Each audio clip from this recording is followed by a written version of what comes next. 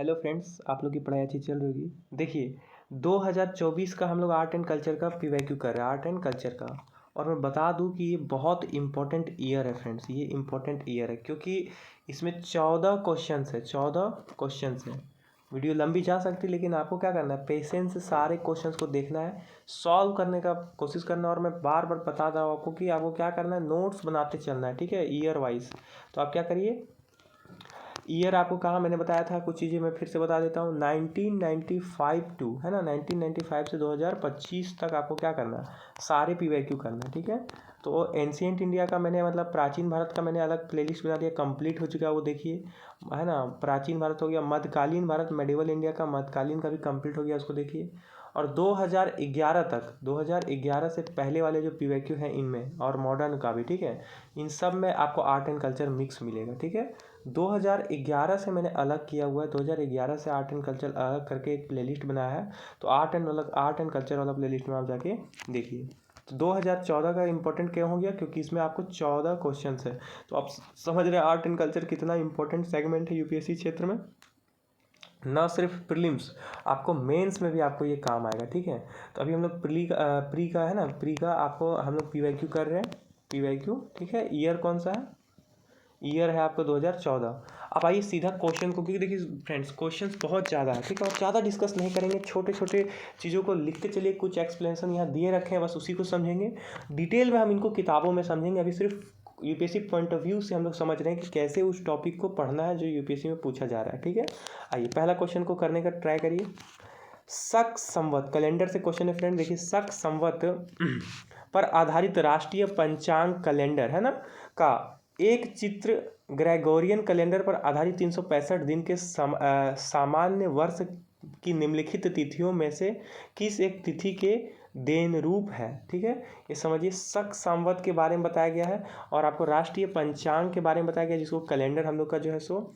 और एक चित्र ऐसा कौन सा है ग्रेगोरियन कैलेंडर से पर आधारित जो 365 दिन के सामान्य वर्ष की निम्नलिखित तिथियों में से किस एक के तद अनुरूप है, ठीक है। किसके अनुरूप है बताइए, आपको 22 मार्च 21 मार्च के अनुरूप है, या फिर 15 मई जो है 16 मई के अनुरूप है, 31 मई जो है 30 मार्च के अनुरूप है, या 21 अप्रैल आपको 20 अप्रैल के रूप में आपको बताया गया। बताइए, हम लोग का कैलेंडर से संबंधित क्वेश्चन है, इसको आपको जानना चाहिए। ये थोड़ा सा आपको डिटेल है पर आपको बेसिक भी है, क्योंकि देखिए शक संवत ये सब आप लोग पढ़े होंगे कैलेंडर के बारे में थोड़ा सा।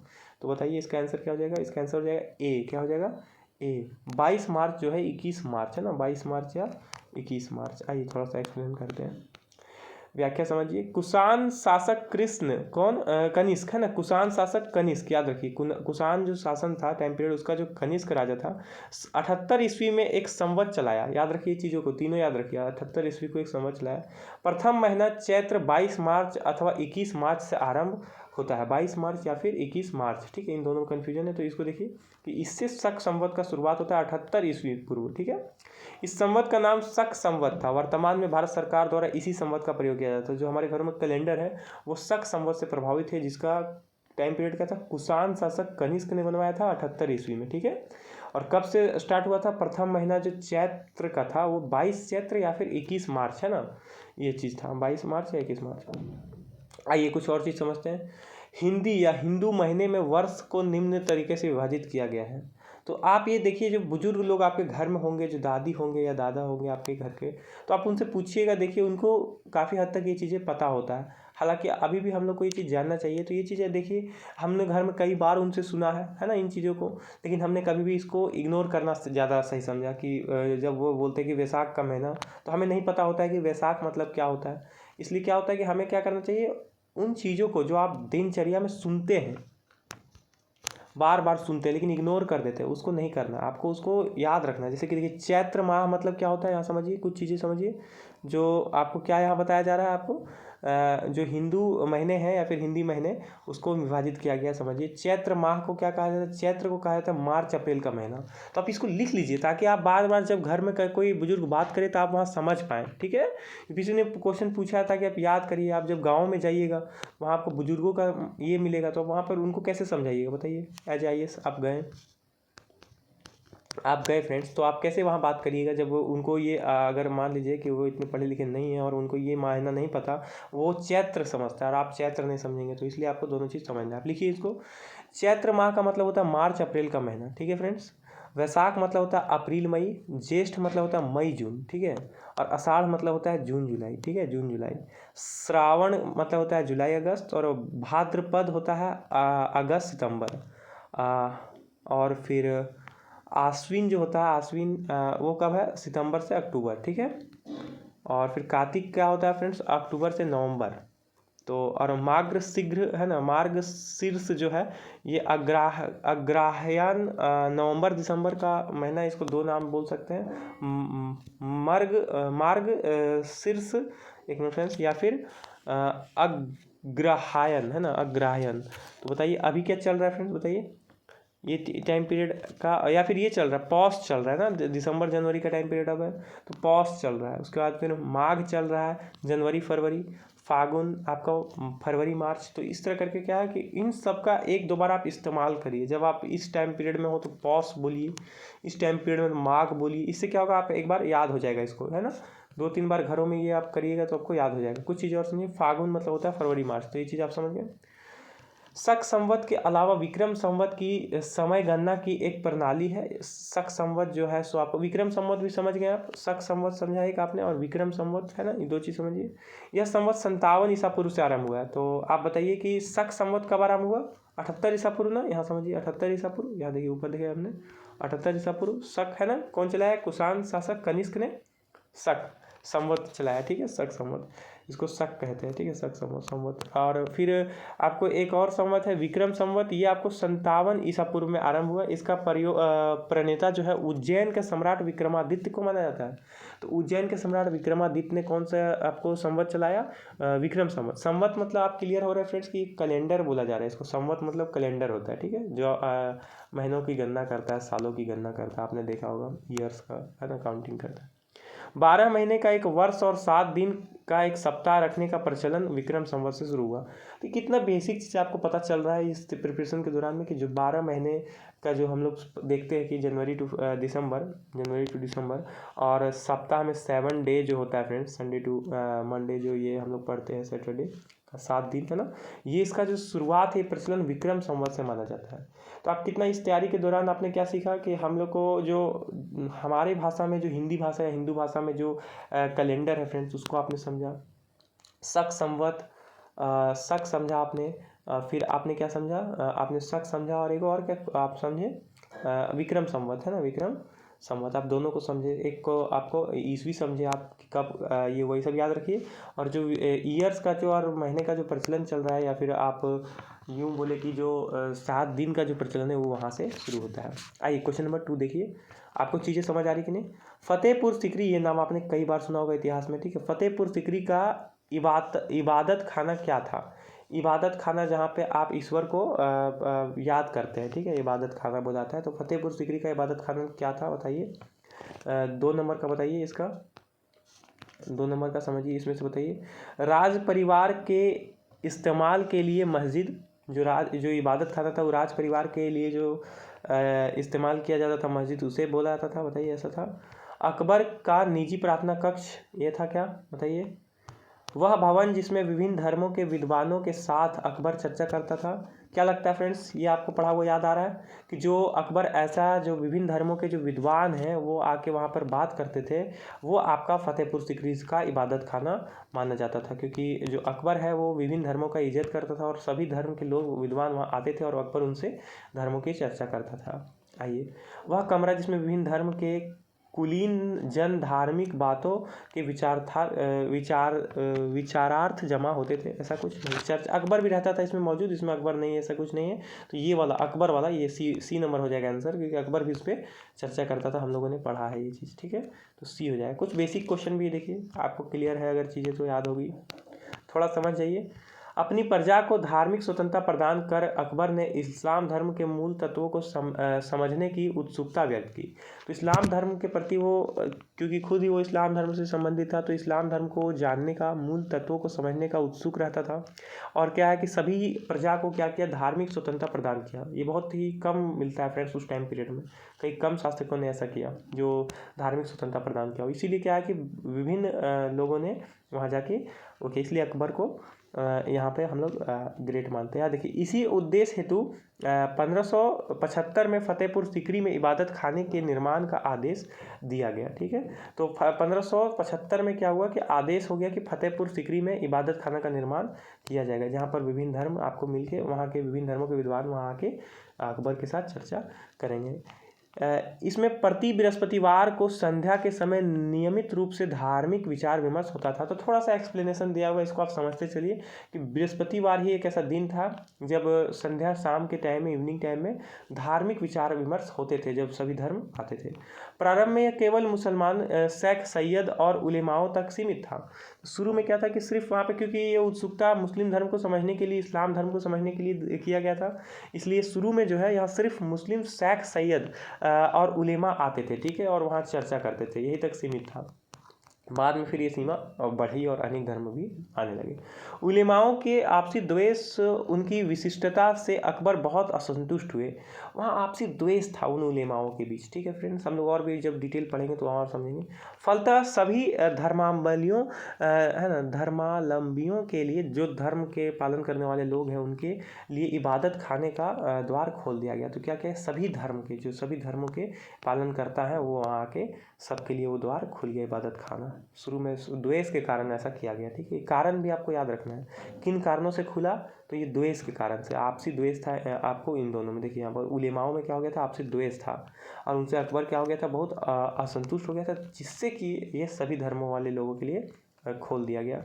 आइए आगे चलते हैं। इसमें विभिन्न धर्म जैसे हिंदू, ईसाई, पारसी, जैन संतों ने भाग लिया था, ये आपको याद रखना है। चलिए आगे चलिए। इबादत खाने के अतिरिक्त अकबर ने सभी धर्मों के निचोड़ के रूप में दीन ए इलाही, तौहीद ए इलाही नामक धर्म का प्रवर्तन किया। तो आपको पता है कि अकबर जो है सभी धर्मों को जो सीख वहाँ पर इबादत खाने में सीखे, और उससे क्या कि खुद का एक धर्म माना जाता है कि दीन ए इलाही नाम का धर्म उन्होंने बनाया, जिसमें सभी धर्मों का निचोड़ वहाँ पे आपको मिलता है, जिसका एक और नाम है तौहीद ए इलाही। तो इन दोनों नामों को आप लिखिए, अकबर का धर्म आप बगल में लिखिए। इस धर्म का प्रधान पुरोहित जो है अबुल फजल था। ठीक है, वहाँ का एक मंत्री था, अबुल फजल के बारे में हमने पढ़ा होगा। ये क्या है, दीन इलाही का परम प्रधान था। ठीक है, प्रधान पुरोहित था। इसके अतिरिक्त अकबर ने एक नया कैलेंडर इलाही संवत शुरू किया। तो इलाही, आपको एक और कैलेंडर का नाम पता चल गया, इलाही का संवत। इलाही संवत किसने शुरू किया, अकबर ने। ठीक है, ये कैलेंडर शुरू किया, तो इलाही संवत शुरू हुआ। ठीक है, आप समझ गए, शक संवत आपने समझा, इलाही संवत समझा आपने। और एक और कौन सा संवत था फ्रेंड्स, हमने ऊपर को क्वेश्चन में देखा था, देखिए हम लोगों ने विक्रम संवत है ना, शक संवत और इलाही। देखिए यहाँ पर एक और कौन सा है, अकबर ने कौन सा संवत किया, यहाँ देखिए इलाही संवत। ये तीनों हम लोगों ने समझा। ठीक है, इलाही संवत का संबंध अकबर से है। अकबर का टाइम पीरियड आप क्या करिए, कमेंट करिए कि अकबर का टाइम पीरियड, शासन का टाइम पीरियड क्या था। ठीक है, कमेंट करिए ताकि आपको क्लियर होगा। आगे चलिए क्वेश्चन नंबर 3 देखिए, बहुत क्वेश्चन है फ्रेंड्स, हम लोग आराम से पेशेंस से समझेंगे। देखिए भारत के संप्रतीक के है ना, संप्रतीक है ना, प्रतीक है ना, भारत के संप्रतीक के नीचे उत्कीर्ण भारत की राष्ट्रीय आदर्शोक्ति सत्यमेव जयते कहाँ से ली गई। सिंपल क्वेश्चन है फ्रेंड कि सत्यमेव जयते जो सुना आपने, आप लोग सुनते हैं ना, सत्यमेव जयते, सत्य की हमेशा विजय होती है। सत्यमेव जयते क्या यूपीएससी से संबंधित है क्या, आप बताइए कहाँ पर इसका इस्तेमाल किया था सत्यमेव जयते का यूपीएससी में, आप ये लिखिए, कमेंट करिए। सत्यमेव जयते पर आप विचार करते हैं कि नहीं, है ना, ये आप जानते हैं सत्य की हमेशा विजय होती है, ऐसा कुछ। तो ये कहाँ से लिया गया बताइए, क्वेश्चन नंबर 3 का, ये कठ उपनिषद से लिया गया क्या। अब सभी उपनिषद को हम लोग पढ़ेंगे। ठीक है, दूसरा क्या है, छंदोग्य उपनिषद से क्या लिया गया, क्या ऐतरेय उपनिषद से या मुंडक उपनिषद से, सभी का विशेषता हम लोग पढ़ेंगे। तो हम लोग क्या है कि तीसरा नंबर का क्या आंसर हो जाएगा बताइए, है ना, कठ उपनिषद होगा, छंदोग्य उपनिषद होगा, या ऐतरेय उपनिषद या मुंडक उपनिषद। तो इसका आंसर हो जाएगा मुंडको उपनिषद या मुंडक उपनिषद, ठीक है, ये आपका डी हो जाएगा। ठीक है फ्रेंड्स, यहाँ दिख रहा है आपको चीज़ें। और समझिए जब हम आंसर बोलते हैं कि इसका डी होगा, तो ये जो अन्य है इसके बारे में जब भी आप पढ़ें तो थोड़ा डिटेल पढ़ लें, क्योंकि ये जो नाम दिए गए हैं इससे रिलेटेड क्वेश्चन आगे भी आए हैं और आते रहेंगे। ठीक है, थोड़ा व्याख्या समझिए। भारत की संप्रतीक के नीचे उत्कीर्ण की गई, संप्रतीक भारत की जो संप्रतीक है, ठीक है, उसके नीचे उत्कीर्ण किया गया फ्रेंड्स, जो सिंबल है उसके नीचे लिखा गया सत्यमेव जयते। आपने देखा होगा है ना, टाइगर के नीचे जो वहाँ पे 1 2 3 और एक पीछे रहता है फ्रेंड्स, और उसके नीचे यहाँ पर सत्यमेव जयते लिखा रहता है। ठीक है, तो उसके नीचे सत्यमेव जयते मुंडको उपनिषद से ली गई है। सत्यमेव जयते भारत का राष्ट्रीय आदर्श वाक्य है। तो सत्यमेव जयते क्या है लिख लीजिए पॉइंट पॉइंट में। सत्यमेव जयते जो है भारत का राष्ट्रीय आदर्श वाक्य है। ठीक है, अगर पूछा जाए कि भारत का राष्ट्रीय आदर्श वाक्य क्या है तो आप क्या बोलेंगे, सत्यमेव जयते। सत्यमेव जयते का शाब्दिक अर्थ क्या होता है, सत्य की ही विजय होती है, सत्य की ही विजय होती है। ये चीज़ याद रखिए, शाब्दिक अर्थ सत्य की हमेशा विजय होती है, सत्य की ही विजय होती है। यह भारत के राष्ट्रीय प्रतीक सारनाथ के सिंह स्तंभ, मैंने बताया ना सिंह स्तंभ के नीचे दीवानागरी है ना, देवनागरी लिपि से अंकित है। तो देवनागरी लिपि में है ना, हम लोग देवनागरी लिपि हिंदी में लिखते हैं। तो सिंह जो स्तंभ है फ्रेंड्स, आपको पता होगा 4 1 2 3 दिखता है और एक पीछे रहता है। वो जो सिंह स्तंभ है सारनाथ का जो लिया गया है, सारनाथ एक जगह वहाँ से लिया गया फ्रेंड्स, जो सिंह स्तंभ आपने देखा होगा, उसके नीचे क्या लिखा रहता है, वो देवनागरी लिपि में लिखा रहता है सत्यमेव जयते। मुंडको उपनिषद के बारे में समझिए। अर्थ वेद से संबंधित उपनिषद है। अर्थ वेद है, कितने वेद है टोटल, 4 वेद है फ्रेंड्स, है ना। आप क्या है, ऋग्वेद, आयुर्वेद, सामवेद और अथर्ववेद, ये चीज़ आपको पता होगा। तो सबका संबंध किससे हम लोग पिछले पीवाईक्यूज में देखे हैं। तो अथर्ववेद का संबंध किससे, आप कमेंट करिए। ठीक है, और अथर्ववेद से संबंधित है मुंडको उपनिषद, ये आप याद रखिए, यहाँ समझिए। अथर्ववेद के उपनिषदों में मुंडको उपनिषद, कौन कौन सा उपनिषद अथर्ववेद से संबंधित है, यहाँ देखिए। मुंडको उपनिषद, मांडूक्योपनिषद है ना, मांडूक्योपनिषद और प्रश्नोपनिषद है ना, प्रमुख है। तो ये तीनों को लिख लीजिए जो कि अर्थवेद से संबंधित है ये उपनिषद। आगे चलिए। मुंडको उपनिषद में यज्ञों की टूटी फूटी नौकाओं के समान कहा गया है। जो यज्ञ है उसको टूटी फूटी नौकाओं के समान कहा गया है। यज्ञ जो है ये टूटी फूटी नौका है, यानी कि अगर एक टूटी फूटी नौका में आप अगर बैठिएगा तो आप क्या पार कर पाइएगा नदी, आप नहीं कर पाएगा फ्रेंड्स, आपको पानी उसमें भर जाएगा और ख़त्म हो जाएगा। इसलिए क्या ज्ञान की ही महत्ता को बताया गया है। तो ज्ञान की महत्ता को बताया गया है। यहाँ पर आपके पास ज्ञान है, अगर मुंडको उपनिषद में बताया गया है कि ज्ञान अगर है तो ही आप वो नदी पार कर पाइएगा, नहीं तो फिर आप टूटी फूटी नौकाओं में ही बैठ के यज्ञ करके, यज्ञ क्या होता है, कर्मकांड माना गया है मुंडको उपनिषद में। ठीक है, क्योंकि टूटी फूटी यज्ञ का महत्व आप पिछले हम लोग पढ़ते आ रहे हैं। क्वेश्चन नंबर 4 को समझिए, क्वेश्चन नंबर 4 को। तो भारत के निम्नलिखित नगरों पर विचार करिए। कुछ नगर है फ्रेंड्स, इस पर आपको विचार करना है। कौन कौन सा नगर है, भद्राचलम, चंदेरी नाम सुना होगा आपने, है ना। कांचीपुरम ये नाम सुना होगा, करनाल ये भी नाम सुना होगा, है ना। भद्राचलम ये नाम सुना है क्या आपने। देखिए इसमें के बारे में क्या समझना है आपको कि उपयुक्त में से कौन सा पारंपरिक साड़ी वस्त्र उत्पादन के लिए विख्यात है। तो साड़ी वस्त्रों के उत्पादन के लिए कौन सा विख्यात है, बताइए। क्वेश्चन नंबर 4 का ऑप्शन 1 और 2, ऑप्शन 2 और 3, 1 2 3 और फिर 1 3 4, तो कौन सा हो जाएगा बताइए। चंदेरी तो होगा फ्रेंड्स, ये आपको पता है। 2 अगर होगा तो 2 जहाँ नहीं है फ्रेंड्स उसको एलिमिनेट करिए, है ना। यहाँ पे है 2। अब बताइए 1 और 3 में समझाइए। 1 और 3, 1 होगा कि 1 के बारे में मुझे नहीं पता फ्रेंड्स, 1 और 3 के बारे में बताइए। अगर देखिए क्योंकि एक नया नाम है ऐसा अगर लगता है तो आप क्या करिए कि 3 को बताइए। 3 है कि कांचीपुरम, यस फ्रेंड्स 3 होगा। तो 1 अगर 3 होगा फ्रेंड्स तो ये वाला और ये वाला ऑप्शन, ये और ये एलिमिनेट कर दिया मैंने। ठीक है, ऑप्शन सी या फिर ऑप्शन बी, ठीक है, ये बताइए। 1 अगर एलिमिनेट हो गया तो 1 इसमें भी है, ये भी एलिमिनेट हो गया, तो 2 और 3 हो गया।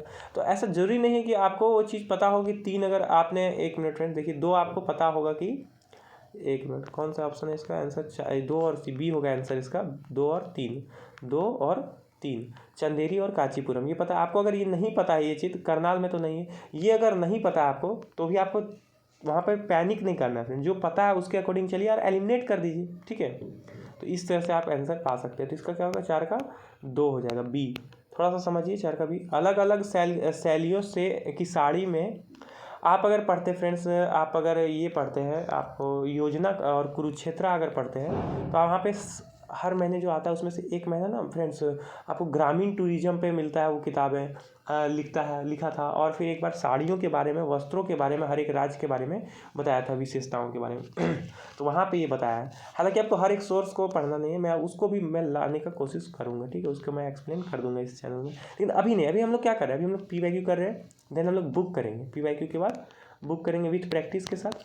ये जब कंप्लीट होते जाएगा फ्रेंड्स, देन हम लोग करेंट अफेयर्स की ओर झुकेंगे और फिर हम लोग उसको फिर आगे परस्यू करेंगे, ठीक है। देखिए अभी अभी क्या है, अभी सिर्फ इन चीज़ों को समझिए जो अभी काम का है, ठीक है। मैं 1 साल में देखिए आपको सारी चीज़ें कंप्लीट करा दूँगा, ठीक है। 1 डेढ़ साल रुकिए, पेशेंस रखिए आप चीज़ें, और मैं बहुत जल्दी चीज़ें को कंप्लीट करता हूँ, ठीक है। आप देखिए अलग अलग शैलियों की साड़ियों में कांजीवरम साड़ी, कौन कौन सा, कांजीवरम साड़ी, बनारसी साड़ी। अगर आप अगर आप लड़की है और अगर आप ये साड़ियों के बारे में जानते हैं फ्रेंड्स, तो आप लोग कमेंट करिए कि हमने ये साड़ी देखा है। कांजीवरम है ना, बनारसी साड़ी। या फिर अगर आप लड़के हैं या आपकी मम्मी या माता घर में कोई ये पहनती हैं साड़ियाँ, तो आप लिखिए, क्योंकि देखिए ये साड़ियाँ जो है फ्रेंड्स, ये कल्चर का पार्ट है और ये हमारे देश का चीज़ है। इसको आप जब तक आँखों से नहीं देखिएगा तब तक आपको समझ नहीं आएगा चीज़ें, ठीक है फ्रेंड्स। देखिए तो बनारसी साड़ी बहुत फेमस है, ये आपने सुना होगा, ठीक है फ्रेंड्स। कांजीवरम साड़ी सुना होगा आपने। पटोला साड़ी पंजाब के एरिया में शायद मिलता है, इसको आपने सुना होगा। और हकोबा मुख्य है। तो क्या आपके एरिया से कौन सा साड़ी, बनारस से है क्या फ्रेंड्स, आप लोग बताइए, BHU से पढ़े हैं क्या आप लोग, ये सब कमेंट करिए।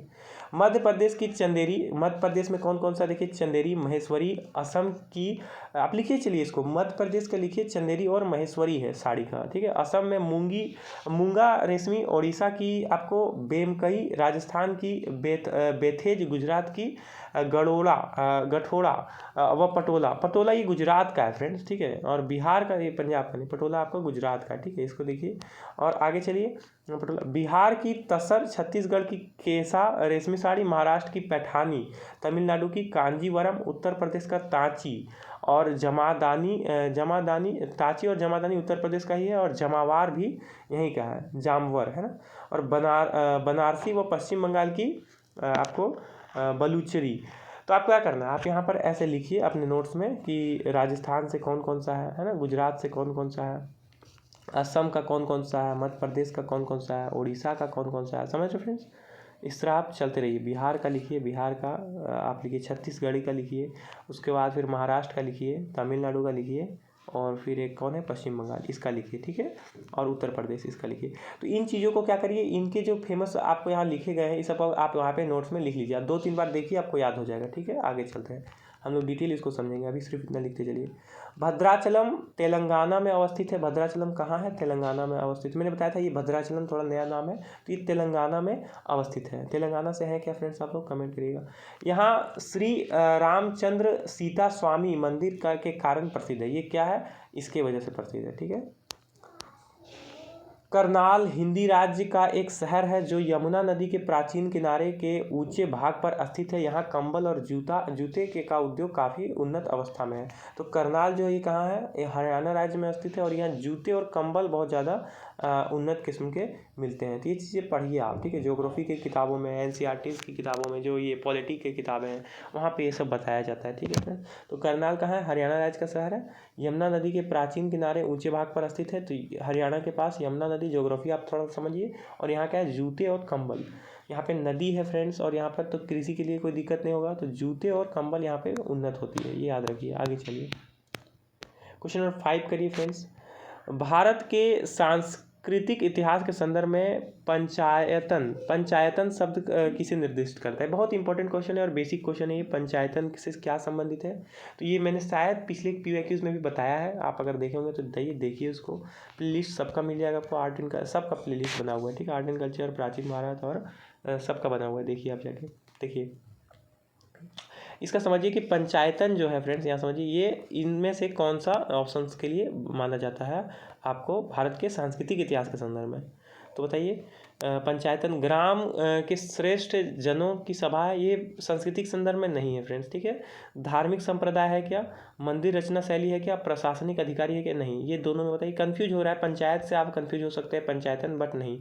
अगर आपने पढ़ा है तो मैं आपको बता दूं, B या C में आप बताइए कि धार्मिक संप्रदाय से संबंधित या मंदिर रचना शैली है। तो इसका आंसर क्या हो जाएगा फ्रेंड्स, बताइए। मंदिर रचना शैली, C हो जाएगा इसका, मंदिर रचना शैली, ठीक है।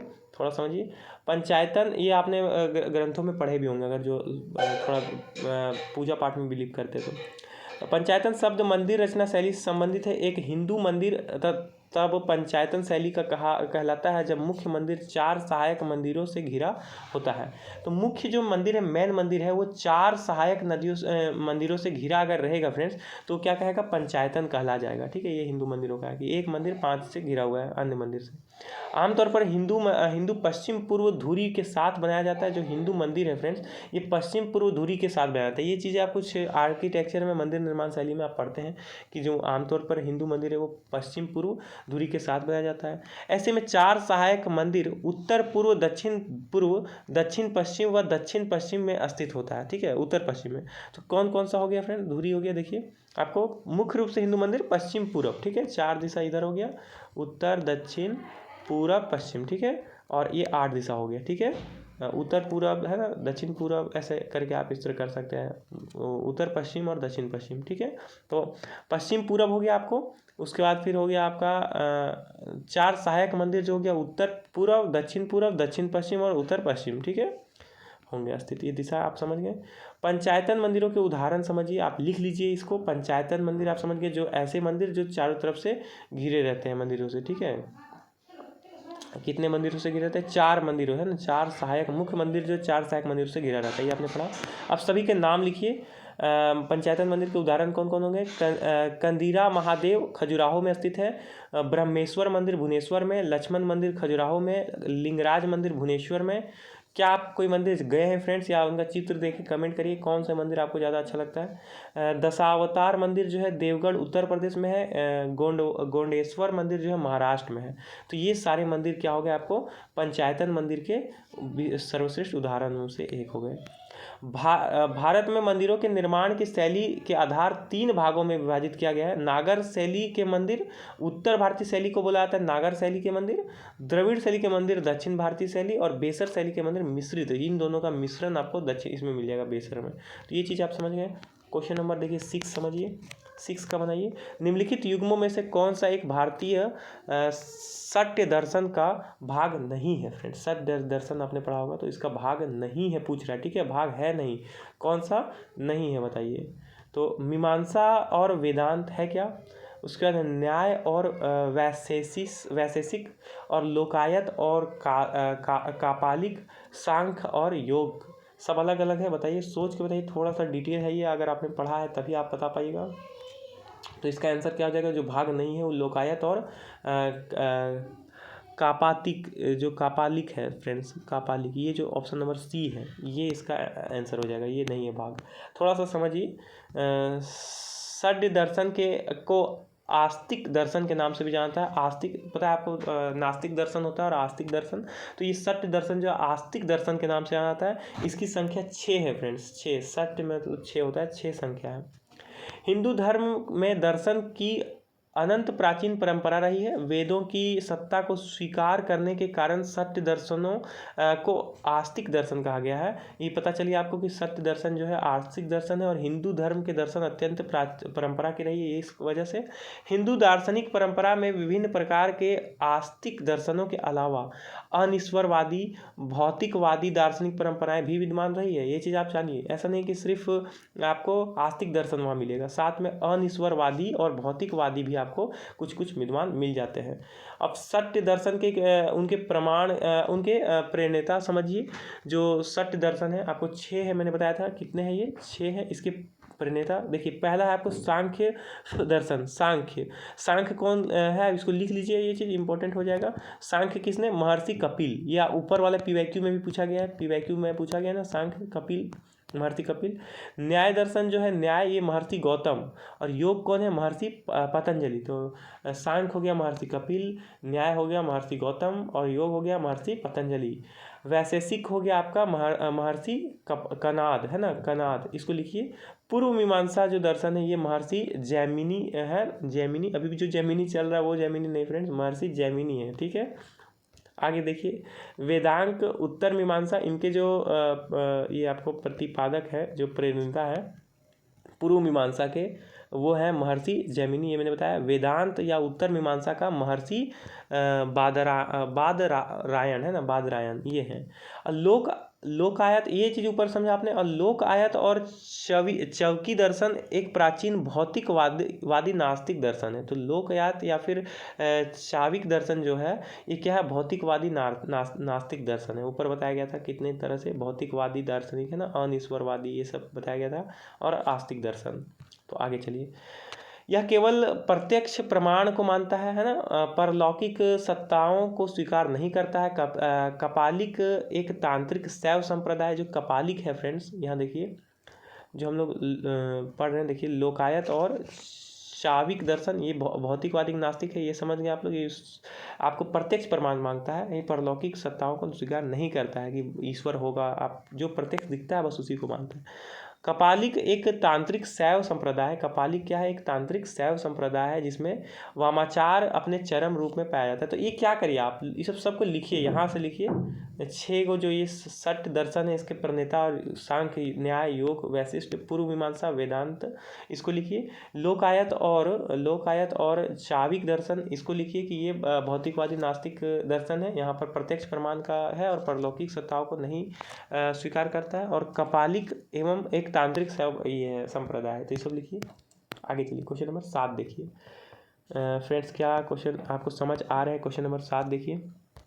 क्वेश्चन 7 देखिए क्या है, निम्नलिखित भाषाओं पर विचार करिए। गुजराती, कन्नड़, तेलुगु। ठीक है, मैंने बताया था कि हिस्ट्री में भाषाओं का जो एक श्रृंखला चला आ रहा है उसका एक डायग्राम है, मैं लाऊंगा, लेकिन उसको आप देखिए, भाषाओं को सीखिए।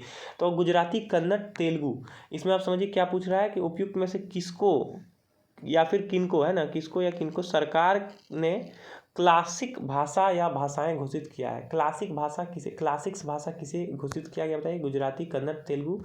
सोचिए 7 का आप बताइए कि केवल 1 और 2, केवल 3, 2 और 3, 1, 2, 3। तो किसे क्लासिकल है ना, क्लासिकल भाषा किसे घोषित किया गया, बताइए। गुजराती को किया गया क्या, गुजराती को किया गया है क्या, बताइए। कन्नड़ को किया गया, तेलुगु को किया गया है ना। चलिए, ये सब चीज़ें आपको थोड़ा सा आपको करंट में जुड़े रहना है चीज़ों को, ठीक है। इसका हो जाएगा सी, हो जाएगा, क्या हो जाएगा, सी। तो यहाँ देखिए क्या हो जाएगा इसके सी में, यानी कि 2 और 3, कन्नड़ और तेलुगु। ठीक है, थोड़ा एक्सप्लेन समझिए। भारत सरकार ने शास्त्रीय भाषा की पात्रता निर्धारित करने के लिए मापदंड स्थापित किया है। तो कुछ मापदंड है जिससे कि आपको ये पता चलेगा कि वो शास्त्रीय भाषा है या नहीं, है ना, या उसका पात्रता रखता है कि नहीं। ठीक है, वॉइस क्लियर जा रही फ्रेंड्स। देखिए कुछ चीज़ें समझिए। अपने ग्रंथों या इतिहास की 1500 से 2000 वर्ष की अवधि की उच्च पुरानता होनी चाहिए। गुजराती भाषा इतना पुराना नहीं है फ्रेंड्स, जो अन्य भाषा है वो इतने पुराने हैं। यानी कि अगर ये 1500 ईसा पूर्व से 2000 वर्ष पूर्व तक का अगर अवधि है तो वो पुरातन, इतने पुरातन है। पुरातन मतलब पुराना फ्रेंड्स। आगे चलिए, दूसरा क्या है, प्राचीन साहित्य ग्रंथों का एक ढांचा जो वक्ताओं की पीढ़ियों में मूल्यवान धरोहर माना जाता है। तो कुछ ग्रंथ आपके ऐसे होने चाहिए, एक ढांचा बना रहना चाहिए उसका, जो कि वक्ताओं की पीढ़ियों में उसका मूल्यवान धरोहर के रूप में रखा गया है। तो गुजराती में ऐसे साहित्य ग्रंथों का पूरा ऐसा श्रृंखला ज़्यादा नहीं मिलता है। हालांकि अपेक्षाकृत जो अन्य है कन्नड़ और तेलुगु, इसमें आपको बहुत सारे धार्मिक ग्रंथ मिल जाएंगे। आगे देखिए, आपको साहित्य परंपरा मूल हो और तथा अन्य भाषिक समुदाय से उधार नहीं ली गई हो। तो जो अन्य भाषाई समुदाय उससे उधार न लिया गया हो, साहित्यिक परंपरा मूल हो। ठीक है, उसका जो चीज़ है। तो शास्त्रीय भाषा निम्नलिखित 6 सम्मिलित है। आप याद रखिए 6 ही भाषाएं हैं जिसको शास्त्रीय भाषा माना जाता है। आप यहाँ पर समझिए कौन कौन सा है, आप लिख लीजिए इसको, ये वाला याद रखिए आप कौन कौन सा 6 है, समझाता हूँ मैं। तमिल 2004 से लिया गया है फ्रेंड्स। तो जब भी जो भी ईयर में जुड़ेगा उसको क्या करना है, आपको याद रखना, करंट अफेयर से थोड़ा जुड़े रहिए। ये भाषाओं को लेके जो भाषा आता है तो इंपॉर्टेंट हो जाता है, संस्कृति से जुड़ जाता है भाषा। ठीक है, भाषा किसी क्षेत्र की संस्कृति से जुड़ता है ना, तो ये चीज़ जिसका सोशियोलॉजी उसके लिए भी इंपॉर्टेंट हो जाएगा ना, ऑप्शनल। ठीक है, आप लोग का ऑप्शनल क्या है कमेंट करिए, ठीक है, ताकि मैं जान पाऊंगा। तो तमिल 2004 से, तेलुगु 2008 से, मलयालम 2013 से, संस्कृत 2005 से फ्रेंड्स। और कन्नड़ जो संस्कृत का भी प्राचीनतम रूप होता था फ्रेंड्स, ये पता है। तो ये आधुनिक संस्कृत की बात कर चल रहा है 2005। कन्नड़ जो है 2008, ओडिया जो है ये 2014, ये हाल में जोड़ा गया, सबसे लेटेस्ट मलयालम और कन्नड़, ओडिया है ना, ये सब जोड़ा गया। 2008 में 2 को जोड़ा गया था। तेलुगु और कन्नड़ इसको शास्त्रीय भाषा माना गया क्योंकि ये 6 जो भी ये मान्यताएं हैं इसको ये पूरा करता है, ये जो शर्तें हैं इसको पूरा करता है। ठीक है, आगे चलिए। क्वेश्चन नंबर 8 देखिए फ्रेंड, जल्दी जल्दी करिए। भारत की कला व संस्कृति के इतिहास के संबंध में निम्नलिखित युग्मों पर विचार करिए। विख्यात मूर्ति शिल्प है ना, और स्थल। ठीक है, तो यहाँ पर कुछ मूर्ति, ये आपको इतिहास के संबंध में चीज़ें कि विख्यात मूर्ति शिल्प जो है, कुछ विख्यात मूर्तियाँ जो है वो कौन से स्थल में पाया जाता है। तो विवरण दिया गया है और ये पूछा जा रहा है कि ये यहाँ पे पाया गया है कि नहीं, इस कितना सही है, सही युग्मों पर ना निम्नलिखित पर विचार करिए। सही पूछा है ना, कला इतिहास या नीचे लिखा है कौन से सही सुमिलित है। देखिए ये हमेशा याद रखिए कि ये सही पूछा है या गलत पूछा है।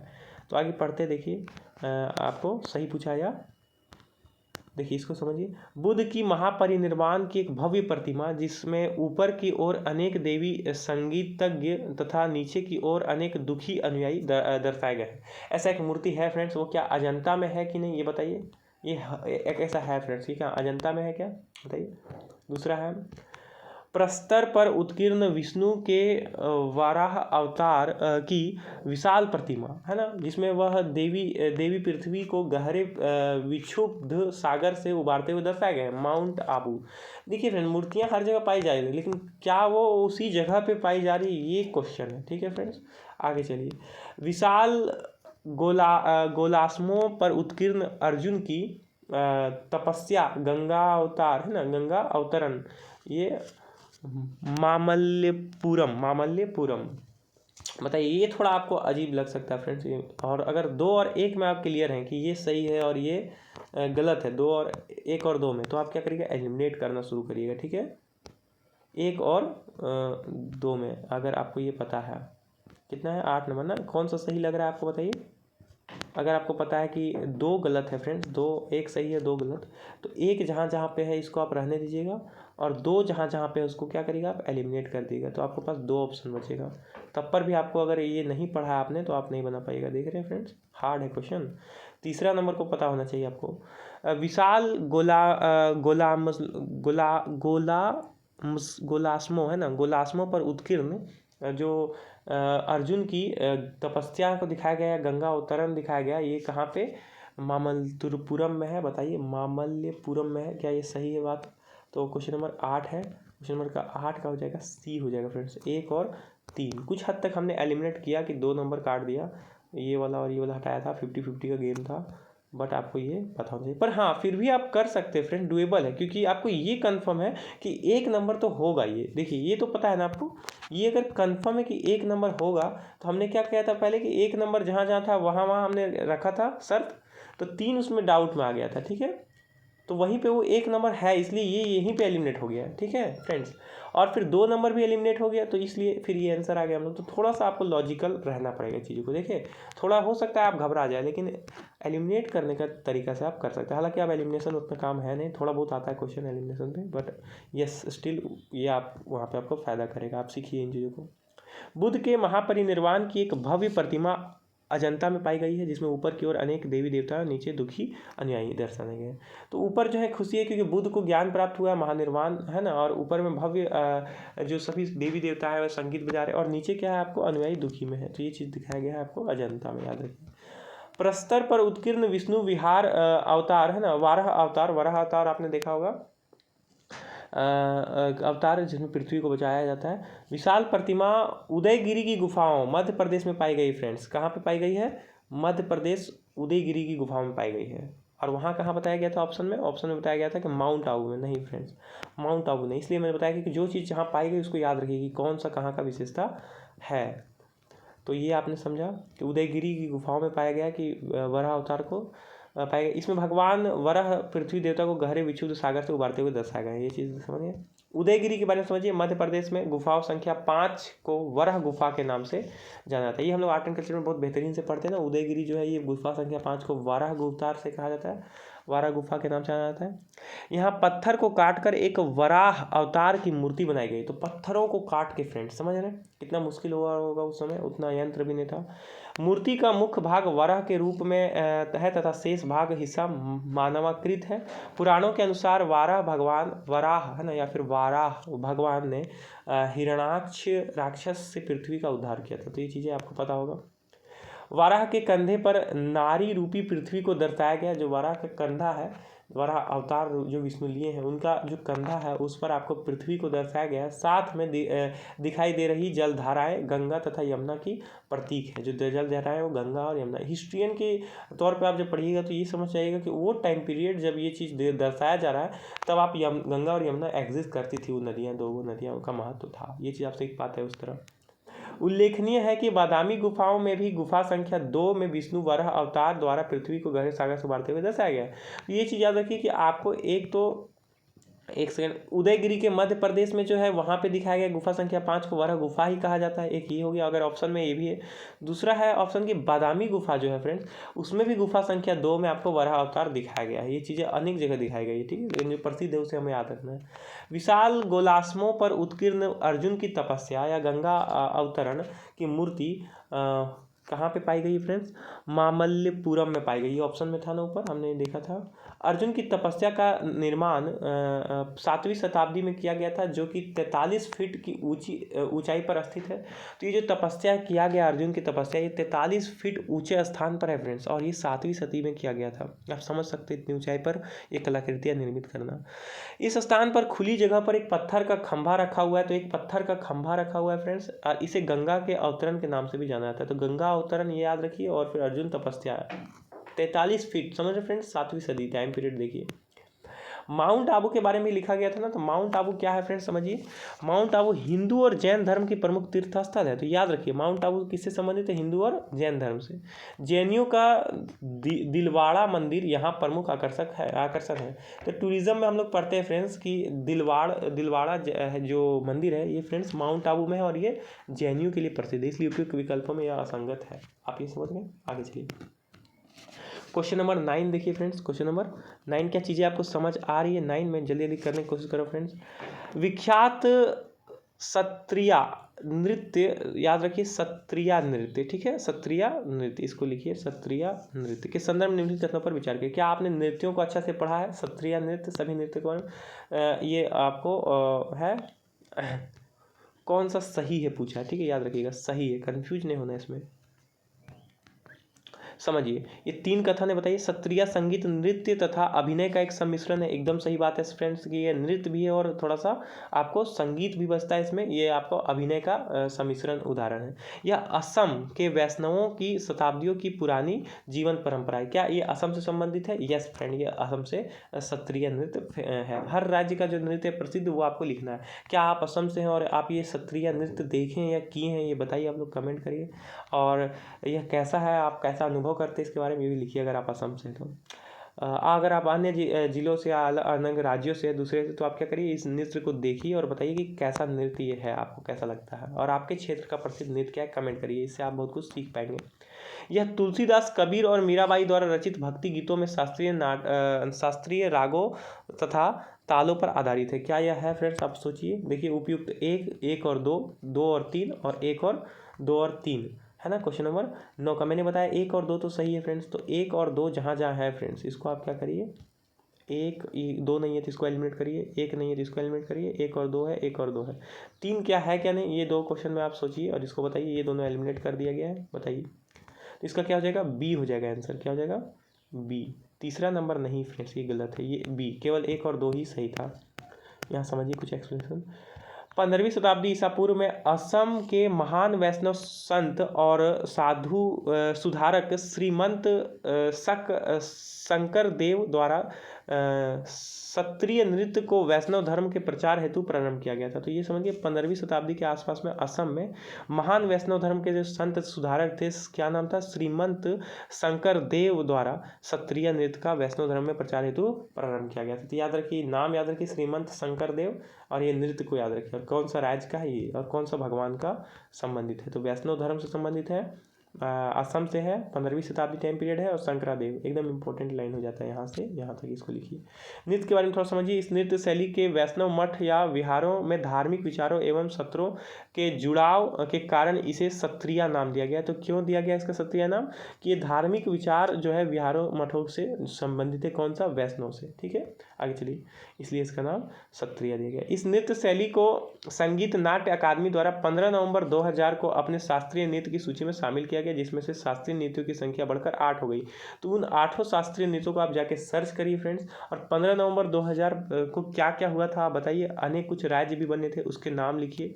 15 नवंबर ये एक डेट अच्छा है, 15 नवंबर 2000 को कौन से राज्य बने थे तो उसको लिखिए।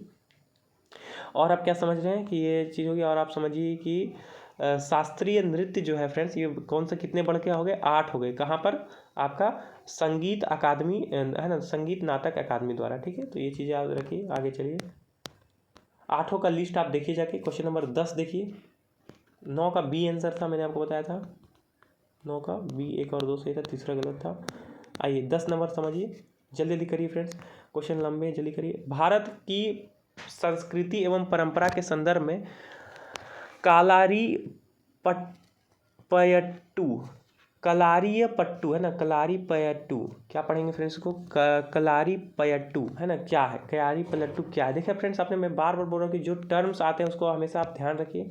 यह शैव मत का प्राचीनतम भक्ति पंथ है, जो अभी भी दक्षिण भारत के कुछ हिस्सों में प्रचलित है। क्या है, सोचिए इसके बारे में। यह कांसे व पीतल के काम की एक प्राचीन शैली है, जो अभी भी कोरोमंडल क्षेत्र के दक्षिण हिस्से में पाई जाती है।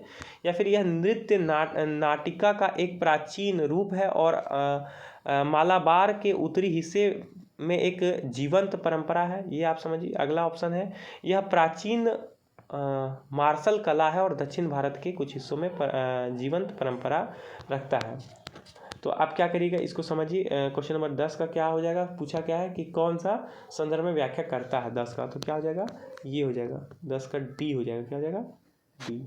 हाँ समझिए, क्या है ये? प्राचीन मार्शल कला है और दक्षिण भारत के कुछ हिस्सों में अभी भी जीवंत परंपरा के रूप में है। 10 नंबर थोड़ा एक्सप्लेन कर देता हूँ। देखिए, ये टर्म ही फ्रेंड थोड़ा सा दक्षिण भारत का लग रहा है। कलारी पट्टू है ना, एक मार्शल कला है जो 13वीं सदी के दौरान केरल में शुरू हुई थी। और अगर आप जानिए फ्रेंड, जो क्वेश्चन आप नहीं कर पा रहे होंगे उस ईयर में, तो और भी लोगों को वो चैलेंजिंग लग रहा होगा। ठीक है, चैलेंज वाला क्वेश्चन है वो, तो आपको टेंशन नहीं लेना है, आप चीज़ों को समझते चलिए।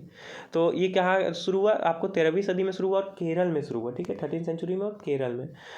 कलारी शब्द सर्वप्रथम वर्णन संगम साहित्य में मिलता है। इसका वर्णन कहाँ मिलता है? इसका मिलता है आपको सर्वप्रथम, कलारी शब्द का सर्वप्रथम संगम साहित्य में मिलता है उल्लेख। यहाँ इसको युद्ध व है ना, युद्ध अखाड़ा दोनों के लिए लोकप्रिय किया गया। युद्ध और अखाड़ा के लिए इसको किया गया है लोकप्रिय। कौन सा शब्द फ्रेंड? कलारी। ठीक है, अब यह तमिलनाडु तथा केरल में प्रचलित है। तो तमिलनाडु और केरल में ये प्रचलित है। मूल रूप से यह केरल के उत्तरी एवं मध्य भागों तथा कर्नाटक के तमिलनाडु क्षेत्र में प्रचलित है। क्या आपको भारत का मैप याद है फ्रेंड्स? आपको सब याद है राज्य कहाँ पे स्थित है?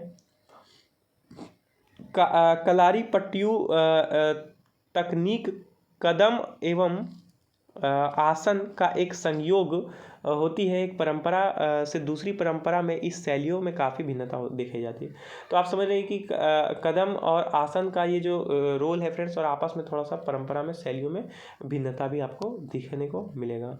कलारी पट्टू की उत्तर भारतीय शैलियों प्रमुखतः हथेलियों पर आधारित है। हालांकि द्वंद्व युद्ध आप समझते हैं फ्रेंड्स, क्या आपने इसको देखा है? सत्रों का प्रयोग नहीं किया जाता है। तो ये चीज़ आप समझिए, द्वंद्व युद्ध नहीं किया जाता है और ये हाथों से है संबंधित। तो कलारी पट्टू आप समझ रहे हैं फ्रेंड्स, क्या है ये युद्ध या फिर द्वंद्व के लिए किया जाता है, और ये एक मार्शल कला है। ठीक है, ये प्राचीन हमारी कौन सा दक्षिण भारत के कुछ हिस्सों में अभी भी जीवंत खेले जाता है फ्रेंड्स। सांस्कृतिक परंपरा है ये सब। क्या देखिए, क्वेश्चन नंबर 11 करिए। भारत में बौद्ध इतिहास, परंपरा और साहित्य के संबंध में निम्नलिखित युग्मों पर विचार करिए। ठीक है, तो बौद्ध इतिहास के संबंध में, परंपरा और संस्कृति पर आपको करना है। देखिए, विख्यात तीर्थस्थल इधर है, और इधर क्या है फ्रेंड्स? इधर आपको अवस्थान है कि कहाँ पे अवस्थित है, ऐसा कुछ। देखिए बताइए, बौद्ध मठ है ये सब। टाबो मठ व मंदिर संकुल, ये आपको क्या आपको कहाँ पे? ये देखिए, स्पीति घाटी में है क्या? उसके बाद ये लिखा है कि लहोत्सव लाखांग मंदिर नको, ये क्या जंस्कार घाटी में स्थित है। और दूसरा, ये सारे घाटी आपको मैप में आपको याद होनी चाहिए, ठीक है, ये भी याद रखिए आप, आपको ज्योग्राफी रिलेट करना है, इंटरलिंक करना सभी सब्जेक्टों को, ठीक है। हालांकि मैं ज्योग्राफी का अलग क्लासेस लाऊंगा, पहले ये कंप्लीट हो जाए तो पीवाईक्यू का सेशन, फिर बुक्स करेंगे, फिर आगे हम लोग ज्योग्राफी भी कर लेंगे। देखिए अलची मंदिर संकुल जो है ये लद्दाख में है, तो कौन सा इसमें से सही है बताइए। सुमिलित, सही सुमिलित पूछा है फ्रेंड्स, सही है कौन सा, ये देखिए हमेशा देखिए, केवल एक, दो और तीन, एक और तीन और एक दो तीन, क्या लगता है फ्रेंड्स कौन सा एक। आपको अगर एक भी पता है तो आप शायद यहाँ एलिमिनेट कर पाएंगे। क्वेश्चन नंबर 11 का क्या आपको पता है क्या, कौन सा, क्या करिए आप यहाँ पर देखिए कौन सा सही होगा इसका आंसर। इसका आंसर हो जाएगा सी नंबर, एक और तीन, एक और तीन, तो ये सही है। देखिए एक और तीन सही है, ये गलत है फ्रेंड, ठीक है, तो ये जगह गलत है। आगे देखिए थोड़ा एक्सप्लेन कर देता हूँ। देखिए लहोत्सव लाखांग मंदिर जो है नको हिमाचल प्रदेश में स्थित है, हिमाचल प्रदेश में, ठीक है, हिमाचल प्रदेश से हैं क्या आप फ्रेंड्स, लिखिए कमेंट करिए क्या आप यहाँ गए हैं लहोत लाखांग मंदिर। जबकि जास्कर, एक मिनट फ्रेंड्स, जास्कार है ना, जांस्कर घाटी जो है ये जम्मू कश्मीर में स्थित है। ये मैप में आपको देखना है कि ये जो मंदिर है ये कहाँ है, नाको हिमाचल प्रदेश में स्थित है। और जो जास्कार घाटी इंपॉर्टेंट हो जाता है फ्रेंड्स, ठीक है, टूरिज्म के दृष्टिकोण से, सुरक्षा, इंटरनल सिक्योरिटी के दृष्टिकोण से, तो ये जास्कार घाटी जो है जम्मू कश्मीर में स्थित है। अतः द्वितीय युग्म गलत हो गया और बाकी दोनों युग्म सम्मिलित तो चर्चा की गई है निम्नलिखित। देखिए आगे का देखिए टाबो मठ जो है हिमाचल प्रदेश में है कि स्पीति घाटी कहाँ है, इसको मैप में देखिएगा कि ताबो गांव में स्थित है। यह तिब्बती वर्ष 996 में स्थापित किया गया। इस मठ की दीवारों पर बड़ी संख्या में भित्ति चित्रों के रूप में बौद्ध धर्म के संबंध में कहानियाँ अंकित है। तो यहाँ की दीवारों में अनेक, आपको ये टाइम पीरियड याद है, तिब्बती वर्ष जो है वहाँ का वर्ष 1996 में स्थापित है। और यहाँ के जो भित्ति चित्र हैं फ्रेंड्स, वहाँ पे बौद्ध के संबंधित कहानियाँ वो चित्रों के माध्यम से आपको बहुत देखने को मिलेंगे, ठीक है। अलाची मंदिर, क्या वॉइस क्लियर जा रही फ्रेंड्स। देखिए अलाची मंदिर संकुल लद्दाख के लेह जिले में अलची गांव में स्थित है, ठीक है। ये चीज़ देखिए आप यहाँ पर, लद्दाख का आप मैप याद रखिए, लेह कहाँ पे ये भी देखिए इंपॉर्टेंट हो जाता है, लेह इंपॉर्टेंट है। अलाची गांव में स्थित है ये अलाची मंदिर, गांव के नाम पर ही मंदिर है। यह लेह लद्दाख स्वायत्त पर्वतीय विकास परिषद के अंतर्गत आता है। तो लेह लद्दाख स्वायत्त परिषद, पर्वतीय विकास परिषद, ये क्या है इसके बारे में आप सर्च करिए, ठीक है। तो आप समझिए भारत में प्रमुख बौद्ध मठ, एकदम डायरेक्ट यहाँ पे लिखा गया है, इसको आप कॉपी में नोट डाउन कर लीजिए, बहुत ही इंपॉर्टेंट हो जाएगा। मठ से अगर कोई क्वेश्चन आएगा तो मठ होता है पूजा स्थल फ्रेंड, जहाँ पे बौद्ध धर्म के लोग पूजा करने जाते हैं, मठ। तो महत्वपूर्ण मठों को लिखिए, नाम देखिए पढ़ते हैं। नाम गयाल मठ है, धर्मशाला हिमाचल प्रदेश से है, ठीक है। थिकसे मठ है लद्दाख में, हिमेश मठ है लद्दाख में, सासूर है ना, सासूर मठ आपको लाहौल स्पीति हिमाचल प्रदेश में है। मिंड्रॉलिंग है ना, मिंड्रॉलिंग ये जो मठ है ये आपको देहरादून उत्तराखंड में है। रूमटेक मठ जो है ये गंगटोक सिक्किम में है। और तवांग मठ जो है अरुणाचल प्रदेश में है। नामड्रॉलिंग मठ जो है मैसूर कर्नाटक में। इसको आप एकदम पॉज करके लिखिए चीज़ों को। बोधिमंडा जो विहार है ये बोध गया बिहार में स्थित है, ठीक है। चीज़ें समझ आ रही है आपको। अब क्वेश्चन नंबर 12 देखिए, बहुत कम क्वेश्चन बचे फ्रेंड्स और जल्द से जल्द करिए इसको। क्वेश्चन नंबर 12, निम्नलिखित युग्मों पर विचार करिए। गरबा जो है गुजरात से है क्या, और फिर मोहिनी अट्टम उड़ीसा से है क्या, और यक्षगान जो है कर्नाटक से है क्या। निम्नलिखित युग्मों से कौन सा सुमेलित है पूछ रहा है, तो सही सुमेलित है, ठीक है। इसको देखिए क्वेश्चन नंबर कितना है, ये 12 है फ्रेंड्स। क्वेश्चन नंबर 12 बताइए, ये वाला गरबा तो गुजरात का, ये तो कंफर्म है। एक अगर आपको कंफर्म है तो आप क्या करिएगा, केवल एक जहाँ जहाँ उसको रखिएगा और बाकी एलिमिनेट कर दिएगा। फिर मोहिनी अट्टम उड़ीसा का है क्या, नहीं ये गलत हो गया। दो, तो जो दो जहाँ पे वहाँ एलिमिनेट करिए। अब इसको देखिए 3, क्या यक्षगान कर्नाटक का है क्या, तो हाँ यस फ्रेंड ये यक्षगान कर्नाटक का है, तो ये वाला आंसर हो जाएगा सी। क्या हो जाएगा, सी आंसर हो जाएगा इसका। इस तरह आप इसको एलिमिनेट करिए, कुछ चीज़ें सीखिए। आइए एक्सप्लेन देखते हैं। भारत के विभिन्न शास्त्रीय व परंपरागत नृत्य के संबंधित राज्य समझिए, इसको लिख लीजिए आप। भरतनाट्यम कहाँ है, तमिलनाडु से संबंधित है। और कौन सा आपको सबसे प्रसिद्ध अच्छा लगता है और कौन सा आपका राज्य का है, और आपके राज्य अगर आप मान लीजिए उदाहरण के तौर पे अगर आप आंध्र प्रदेश से हैं तो आप आंध्र प्रदेश के अन्य चीज़ों के भी नाम लिखिए जो अन्य सांस्कृतिक परंपरागत नृत्य संबंधित है। तो यहाँ देखिए भरतनाट्यम कहाँ से समझ लोगे, ये तमिलनाडु से, कथकली हो गया केरल से, कुचिपुड़ी हो गया आंध्र प्रदेश से। ठीक है फ्रेंड्स, आगे चलिए। लिख रहे होंगे आप, कथक कहाँ से है, कथक है उत्तर प्रदेश, उत्तर भारत से संबंधित है। मणिपुरी जो है मणिपुर से संबंधित है। सत्रिया मैंने बताया ऊपर असम से संबंधित है। गरबा जो है गुजरात से संबंधित है, ये ऊपर बताया ऑप्शन ए में। और मोहनी अट्टम जो है केरल से संबंधित है, ठीक है, वहाँ पे। और यक्षगान कहाँ से, कर्नाटक से संबंधित है। ओडिसी जो है ओडिशा से संबंधित है। इसको लिख लीजिए और याद रखिए, 2-3 बार देखिएगा तो आपको याद हो जाएगा। अगर वैसे याद नहीं होता तो आप 2-3 बार वीडियोस देख लीजिए तो आपको याद हो जाएगा, ठीक है। क्वेश्चन नंबर 13 देखिए, निम्नलिखित कथनों पर विचार करिए। बीजक संत दादू दयाल के उपदेशों का एक संकलन है। तो बीजक जो है ये दादू दयाल का जो संत थे उसके उपदेशों का एक संकलन है। दादू दयाल जो उपदेश दिए होंगे उसके संकलन मतलब एक जगह एकत्रित किया गया। जैसे कि उदाहरण के तौर पर जो प्रेमचंद है उनके सभी कविताओं को प्रेम मंजूषा जैसे चीज़ों में आपको मिलता है 4 पार्टों में, तो उस टाइप से बीजक जो है ये दादू दयाल के उपदेशों का संग्रह है। ये आप उदाहरण समझ गए, एक जगह एकत्रित किया गया। पुष्टि मार्ग के दर्शन को माधवाचार्य ने प्रतिपादन किया। तो माधवाचार्य ने क्या किया, पुष्टि मार्ग का दर्शन ये किया। तो ये क्या आपको कौन सा सही है बताइए, केवल एक, केवल दो, एक और दो, न तो एक न ही दो। क्वेश्चन नंबर 13 का क्या लगता है आपको फ्रेंड्स, क्वेश्चन नंबर 13 का क्या होगा बताइए, न तो एक और न तो दो, इसका हो जाएगा डी। बताइए ये बहुत कम आता है ना आपके दिमाग में, लेकिन यही आंसर है इसका, एक और नहीं, दोनों गलत है, ठीक है, सही कोई नहीं है, ठीक है। देखिए आगे चलते हैं, थोड़ा व्याख्या समझिए। बीजक कबीर वाणी का संकलन है। तो बीजक क्या है, कबीर वाणी का संकलन है। और यहाँ पे क्या लिखा हुआ है, बीजक क्या है, दादू दयाल। बताइए दादू दयाल लिखे थे बीजक या फिर कबीर लिखे थे। बेसिक क्वेश्चन है फ्रेंड, कबीर आपने पढ़ा तुरंत आप बीजक वहाँ कबीर से लिंक कर लीजिएगा। वाणी का संकलन तथा पुष्टि मार्ग जो है कि प्रतिपादक श्री वल्लभाचार्य थे। तो पुष्टि मार्ग को कौन, श्री वल्लभाचार्य। यहाँ क्या लिखा है नाम, यहाँ पे लिखा है आपको माधवाचार्य, नहीं फ्रेंड्स माधवाचार्य नहीं, ये 2 नाम याद रखिए। आप लिखिए बीजक कबीर से संबंधित है, कबीर वाणी का संकलन है। कबीर की जितने वाणी है वो आपको बीजक में मिल जाएंगे, बहुत ही इंपॉर्टेंट फैक्ट है, ये तो सबको पता होगा। उसके बाद फिर पुष्टि मार्ग जो है ये प्रतिपादक श्री वल्लभाचार्य है, तो इसको लिखिए। जब मैं कबीर वल्लभाचार्य को पढ़ाऊंगा तो वहाँ पे आप एनसीईआरटी में सभी लिख लीजिएगा कि उसका क्या है। उपयुक्त कथनों में से कोई सही नहीं है। बीजक के बारे में थोड़ा समझिए। कबीर वाणी का प्रामाणिक ग्रंथ कहा जाता है। तो कबीर वाणी का जो प्रामाणिक ग्रंथ है वो क्या है फ्रेंड्स, बीजक है। कबीरपंथी महात्मा पूरन साहेब है ना, कबीरपंथी जो महात्मा पूरन साहेब है ना, कबीर के मुख्य ग्रंथों का मूल बीजक को जो टीका लिखी है, कौन टीका लिखा है मूल बीजक को, तो ये नाम याद रखिए, महात्मा पूरन साहेब, ठीक है। जो मूल ग्रंथों का जो बीजक लिखा है, टीका लिखा है, उसके अनुसार बीजक में निम्नलिखित 11 अंकों का निर्देशन का है ना, निर्देश का विस्तार दिया गया है। तो 11 चीज़ों का उसमें विस्तार दिया गया। कौन कौन, रामायणी शब्द। क्या आप अगर हिंदी साहित्य से हैं तो क्या आप इसमें से कौन कौन सी चीज़ें कंप्लीट किए हैं, क्या कबीर आपको समझ आते हैं कि नहीं, ये लिखिए।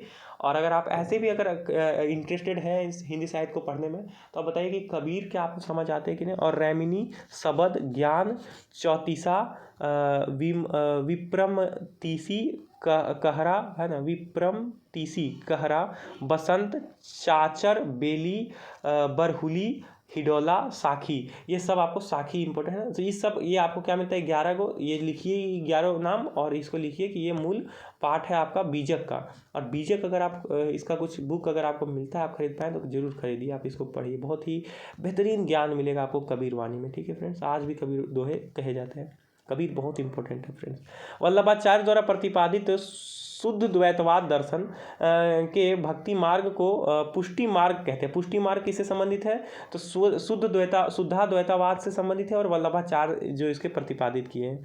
इसके अनुसार ब्रह्म माया से अलिप्त है, ब्रह्म जो है माया से अलिप्त है, शुद्ध है, ठीक है, इसलिए ये शुद्ध है। माया से अलिप्त होने के कारण यह अद्वैत है, ये माया से प्रभावित नहीं है फ्रेंड्स, इसलिए ये अद्वैत है, दूसरा नहीं है इसके जैसा कोई। यह ब्रह्मा सगुण भी है और निर्गुण भी, यहाँ ब्रह्मा को सगुण भी रखा है और निर्गुण संप्रदाय से भी रखा गया, दोनों। आचार्य माधवाचार्य का भक्ति परक मत अमला भक्ति के नाम से प्रसिद्ध है, अमला भक्ति के नाम से प्रसिद्ध है फ्रेंड्स। कहीं कहीं इसको ब्रह्म संप्रदाय भी कहा गया है। माधवाचार्य के अनुसार वास्तविक सुख की अनुभूति की मुक्ति है, ठीक है फ्रेंड्स। माधवाचार्य जो है उसके अनुसार से वास्तविक सुख की अनुभूति मुक्ति है, मुक्ति अगर मिल गया तो ही आप वास्तविक सुख प्राप्त कर पाएंगे, ये माधवाचार्य का विचार है। वास्तविक सुख वह है जिसमें दुख के क्षय के साथ परमानंद का उदय हो जाता है। तो परमानंद का उदय हो जाता है दुख के क्षय के साथ, और वही वास्तविक सुख है। क्या ऐसा आप समझते हैं फ्रेंड्स इन चीज़ों को?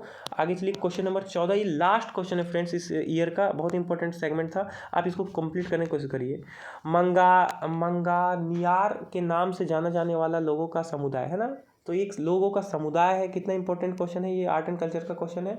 मंगानियार है ना, ये किससे संबंधित है? यहाँ देखिए ऑप्शन में देखिए इसका, पूर्वोत्तर भारत में अपनी मार्शल कलाओं के लिए विख्यात है क्या? नहीं फ्रेंड्स, ये इसके समुदाय नहीं है। पश्चिमोत्तर भारत में अपनी संगीत परंपरा हेतु विख्यात है। हाँ फ्रेंड्स, ये इसी के लिए संबंधित है, बी नंबर। आगे क्या है? दक्षिण भारत में, देखिए जैसे आंसर मिल गया तो भी आप थोड़ा सा आगे पढ़ लीजिए एक बार। दक्षिण भारत में अपने शास्त्रीय गायन हेतु विख्यात है। देखिए यहाँ भी गायन आ गया, लेकिन ये क्या है? पश्चिमोत्तर भारत और ये दक्षिण भारत, दक्षिण भारत के लिए नहीं फ्रेंड्स। मध्य भारत में पच्चीकारी परंपरा नहीं फ्रेंड्स, विख्यात नहीं है इसके लिए मध्य भारत में। तो आपका आंसर क्या हो जाएगा इसका हो जाएगा बी आंसर। क्या हो जाएगा फ्रेंड्स? बी, मैंने आपको बताया था बी हो जाएगा इसका आंसर। समझिए, आप चीज़ों को समझ आ रहा है आपको? चलिए इसका व्याख्या समझते, थोड़ा सा समझिए। मंगानियार जो है समुदाय राजस्थान के मरुस्थल में पाए जाने वाला एक मुस्लिम समुदाय है। तो ये मंगनियार जो है फ्रेंड्स, ये राजस्थान से संबंधित और ये मुस्लिम समुदाय है। क्या आप इस समुदाय के बारे में जानते हैं फ्रेंड्स? कमेंट करिए, और राजस्थान से हैं तो भी कमेंट करिए। राजस्थान मेरा एक पसंदीदा जगह में से एक है। वहाँ का कैसा ये आपको संस्कृति लगती है, आपको बताइए, आप कमेंट करिए। प्रसिद्ध भोजन जरूर लिखिए फ्रेंड्स। यहाँ देखिए, ये राजस्थान के बाड़मेर एवं जैसलमेर, ये दोनों है ना जिले, और पाकिस्तान के सिंध प्रांत में निवास करते हैं। तो ये पाकिस्तान में भी थोड़ा सा ये मंगनियार मिल जाएंगे आपको, लेकिन ये आप मुख्य रूप से याद रखिए कि ये राजस्थान से मंगनियार संबंधित है, मुस्लिम समुदाय है। ये अपने शास्त्रीय लोक संगीत के लिए प्रसिद्ध है। मैंने आपको ऊपर बताया कि शास्त्रीय लोक संगीत के लिए प्रसिद्ध है। यह समुदाय वंशानुगत पेशेवर संगीतों का एक समूह है। तो ये क्या है कि एक वंश ही पिता पुत्र ऐसा करके दादा, ये सब क्या है कि एक संगीत से जुड़ा हुआ है। ठीक है फ्रेंड्स, और उनका पीढ़ियों से अमीर जमींदारों व विभाजातियों द्वारा समर्थन किया गया है। तो जो अमीर वर्ग है उनका समर्थन करते हैं, क्योंकि मनोरंजन का साधन मान सकते हैं फ्रेंड्स, और इससे बहुत ही सुख मिलता है फ्रेंड्स आपको, कि आप कैसे उन चीज़ों को, संगीत को सुन के आप वहाँ पर आपको एक सुकून मिलता है फ्रेंड्स। आप इनके बारे में सर्च करिएगा, आपको और अधिक जानकारी मिलेगा। तो इसको बड़े लोगों का समर्थन था। कामायचा, खरताल, ढोलक आदि इसकी प्रमुख वाद्य यंत्र है। तो ये इसके कौन कौन से वाद्य यंत्रों का इस्तेमाल करते हैं, सिर्फ आप समझ लीजिए फ्रेंड्स। कामायचा और खरताल और ढोलक। तो ढोलक तो आपने देखा होगा, इन चीज़ों को आप एक बार सर्च करिए और उसका तस्वीर एक बार देख लीजिए। सकरा खान, कचरा खान, उसके बाद समदर खान, मेम खान, गाजी खान, इस समूह की कुछ विख्यात हस्तियां हैं। तो ये कुछ नाम है फ्रेंड्स, इनके संगीत एक बार आप सुन के देखिए, एक बार सर्च करिए जाके इन नामों को। हालांकि यूपीएससी से नहीं पूछेगा, बट इसको एक बार आप एक्सप्लोर करिए, देखिए आपको भी सुकून मिलेगा, आपको समझ आएगा कि क्यों इसको समर्थन मिलता था लोगों से। मंगानियार स्वयं को राजपूत जाति के वंशजों के रूप में बताते हैं। तो ये जो है मंगानियार जो है मुस्लिम समुदाय, ये खुद को राजपूत जाति से उसके वंशज बताया जाता है, वो खुद बताता है फ्रेंड्स ऐसे। उसके बाद एक मिनट फ्रेंड्स, चलिए आगे के बात आपको समझ आ गया होगा फ्रेंड्स। सॉरी फ्रेंड्स, यहाँ देखिए थोड़ा सा आगे क्या है। मंगानियार स्वयं को राजपूत जाति के वंशज के रूप में बताता है, ये आपने पढ़ा। हालांकि ये मुस्लिम संप्रदाय से हैं, परंतु इसके गीत हिंदू देवी देवताओं की स्तुति भी करते हैं। ये हिंदू त्यौहार दीपावली व होली भी मनाते हैं। तो ये आपको वहाँ पे आपको भारत की संस्कृति कैसे मिलती है, ये आपको देखने को मिलेगा फ्रेंड्स। इसलिए मैंने बताया राजस्थान एक ऐसा स्थल है जहाँ हिंदू मुस्लिम ऐसा कुछ भेद नहीं है। ज़्यादातर देखिए मुस्लिम जो है वो हिंदू त्यौहारों का गीत गाया जाता है। मंगानियार के बारे में आप देखिएगा एक बार। इसकी संगीत कला मौखिक रूप से एक पीढ़ी से दूसरी पीढ़ी को हस्तांतरित होती रहती है। तो मौखिक रूप से उसके संगीत एक दूसरे को बताते रहते हैं फ्रेंड। ठीक है, आप इन चीज़ों को समझ पाए कि नहीं फ्रेंड? देखिए तबीयत के खराब होने की वजह से मैं ज़्यादा वीडियो अपलोड नहीं कर पा रहा हूँ, मैं फिर से बता रहा हूँ फ्रेंड्स, लेकिन मैं बहुत जल्द ही सारे सिलेबस आपको कंप्लीट कराऊंगा। और आप चीज़ों को देखिए, समझिए, PYQ बहुत इंपॉर्टेंट है फ्रेंड्स, आप इसको करिए, कंप्लीट करिए, चीज़ें आपको समझ आ रही है। कुछ वीडियोस लंबे हो जा रहे हैं फ्रेंड्स, देख रहे हैं, लेकिन क्या है कि आप जितना ज़्यादा उसमें आप डूबेंगे फ्रेंड्स, उस क्वेश्चन को 1 बार 2 बार सॉल्व करेंगे फ्रेंड्स, तब जाके आप उसको समझ पाएंगे कि किस तरह से यूपीएससी पूछ रहा है। और आप निष्फिक्र होकर आप एकदम चिंता मुक्त होकर आप क्या करिए कि मेरे साथ आप चीज़ों को कंप्लीट करते चलिए। बुक्स है वो मैं कंप्लीट कराऊंगा, जो इम्पोर्टेंट बुक्स है वो, ठीक है। और साथ साथ मैं कुछ नोट्स आपको पढ़वा दूंगा, और मैं जिस तरह से बता रहा हूँ उस तरह से आप नोट्स बनाइए। जैसे PYQ का आपका नोट्स होना चाहिए, PYQ का एकदम डिटेल अपने शब्दों में। पहला तो ये हो गया नोट्स। दूसरा नोट्स क्या है कि आप जब NCERT या कोई बुक पढ़ रहे हैं, ठीक है फ्रेंड्स, तो आप क्या करिएगा, उस NCERT का जो मैं तरीके से जब बोलूँगी ये चीज़ लिखिए, ये चीज़ लिखिए, तो उसको आप लिखिए। साथ में आपको भी अगर कुछ इंपॉर्टेंट लगता है क्लासेस के दौरान तो उसको लिखिए अपने शब्दों में। ये 2 हो गया PYQ ये। और देन फिर हम लोग क्या करेंगे फ्रेंड्स, उसको फिर एक नोट्स के पढ़ेंगे कि कोई बेहतरीन नोट्स होगा, अगर उसको देखेंगे, कोई बुक होगा तो फिर वहाँ पर उसका नोट्स, और इस तरह करके आप फिर चीज़ों को समझते चले जाएंगे, तो आपको क्या होगा, प्रीलिम्स दिक्कत नहीं होगा। ठीक है फ्रेंड्स, प्री आपका पूरा कंप्लीट हो जाएगा। देन हम लोग क्या करेंगे, चीज़ों को मेंस अकॉर्डिंग से हम लोग पढ़ रहे हैं। अभी तक सिलेबस मैंने जो डिटेल आपको बताया वो सिलेबस देखिए जाके, जो डिटेल सिलेबस है पहला वीडियो है उसको देखिए प्लेलिस्ट में जाके, वो मेंस और पीटी दोनों को इंक्लूड किया गया है। देन हम लोग मेंस का क्या करेंगे, प्रैक्टिस करना शुरू करेंगे।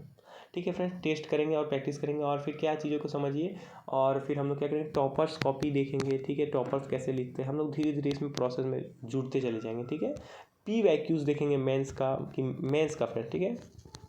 और जब हम लोग ये चीज़ कुछ सब्जेक्ट कर लेंगे फ्रेंड्स, तो हम लोग क्या करेंगे, ऑप्शनल पे आएंगे, ऑप्शनल को कंप्लीट करेंगे। ठीक है फ्रेंड्स, समझ रहे हैं आप चीज़ों को। और देन जब ये चीज़ें कंप्लीट होती रहेंगी तब हम लोग करेंट अफेयर्स के बारे में बार बार पूछ रहे हो फ्रेंड्स, कि करेंट अफेयर्स के बारे में आप कंप्लीट मुझे बताइए कि क्या आप सोर्सेज यूज़ कर रहे हैं, कौन से न्यूज़पेपर या मैगजीन, या क्या दिक्कत आ रही है करेंट अफेयर्स में, ये बताइए, ताकि मैं उसके लिए सोल्यूशन ला पाऊँ। ठीक है, थैंक यू फ्रेंड्स। क्या आपको हेल्प हो रही है वीडियो से, ये आप ज़रूर कमेंट करिएगा। Thank you.